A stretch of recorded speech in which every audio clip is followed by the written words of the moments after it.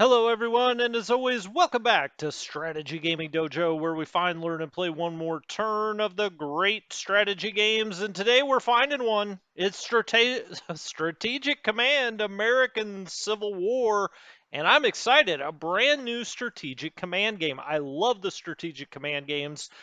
Played hundreds of hours of them. Now, we've never played one on the channel.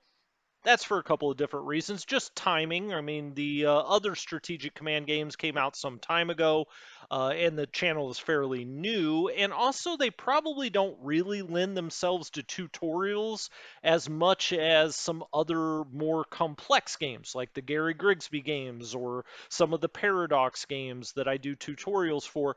Um, Now, I don't want to sell these short. They're not beer and pretzel games. They're true grand strategy games where you have an economic component, you have a research component, there are political decisions to be made. So it is truly a grand strategy game, but it's in that kind of intermediate level that I would say is below the Grigsby games, but above like Panzer General or Unity of Command, something like that.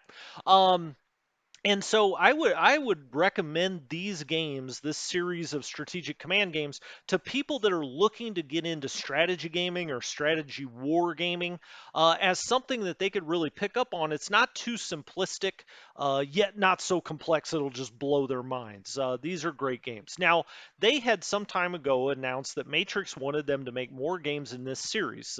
They had made Strategic Command War in Europe. They made Strategic Command World War One, which is just a fantastic game. They had also made World at War, which I maybe don't enjoy quite as much because it's almost too small for a world war, I feel like. And everybody wondered where are they going to go next. Well, I guess it was kind of down to Napoleon or the American Civil War because these are have to be big conflicts. And one of the questions I have about this is how are they going to balance it? Because the way their games work is sort of like Panzer General. Each unit has 10 hit points, let's call them, and you just kind of blast away. Well, obviously, the Union would have a huge advantage if mobility doesn't come into play. And I will say in this system, the only weakness I would say is mobility is kind of hard to recreate. In war in Europe on the Eastern Front, the panzers just kind of blast away at things. It's hard to get around things and do true envelopments like you would do in a Grigsby game. That being said, I still love them. Don't get me wrong. I'm just saying I think it would be hard to recreate kind of the cavalry movements of the American Civil War. Well, from what I've read, they've made the area that each hex comprises much smaller. That will help. Certainly, I think for mobility and maybe kind of even things up. But I'm very curious to see how they get the balance here. Um, let's look through some screenshots. Now, this is kind of the big grand strategy screen here. You can see the strategy map. And you can also see the Mexican flag down here because their games usually feature you have to make decisions that try to keep other people out of the war. So you're going to be trying to keep the Europeans out, the Mexican government out of the war on either side. And so you can also see up here war maps, purchase. You purchase your units, any new units, diplomacy, research, reports. So as I said, a true grand strategy game. So I'm going to X out of that and let's pop up to a game screen here, and you can see the NATO symbols. These with the flags, these counters with the flags, those are commands. I'll also be very interested to see how they recreate generalship, right? During the American Civil War, generals were kings. They were very influential on the battlefield. And it'll be interesting to see how they recreate that. Now, usually in their other games, it helps you get supply and do logistics and stuff. I hope they add a component that actually makes your units fight a little bit better. If you're under Lee, General Lee, let's say, or if you're under Stonewall Jackson or something like that, some kind of bonuses or buffs. We'll see, because that is one feature that I think that you just have to incorporate into a Civil War game.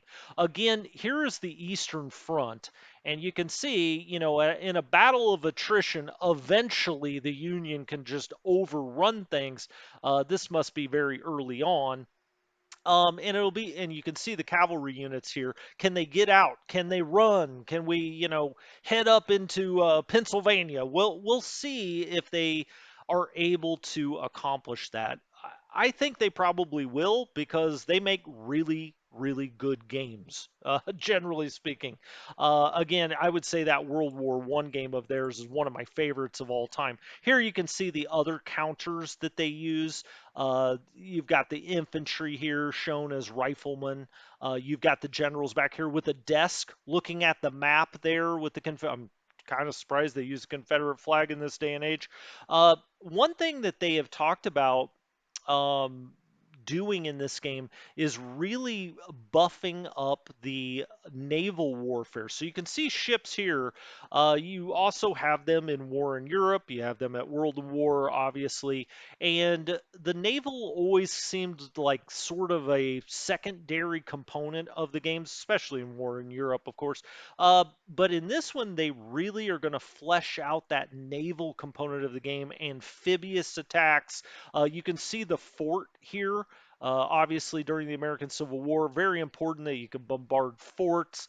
So we'll see how they incorporate all of that. But all in all, I'm super excited they're making another game. I love the game system, and this is definitely one that we'll probably get early, and I will play some on the channel, if nothing else, just to support them making more of these games, because I think they're really nice introductory games for people that want to get into strategy wargaming on the PC. Anyway, this has been Strategy Gaming Dojo. Thanks for joining me. I'll talk to you next time. Have a good one.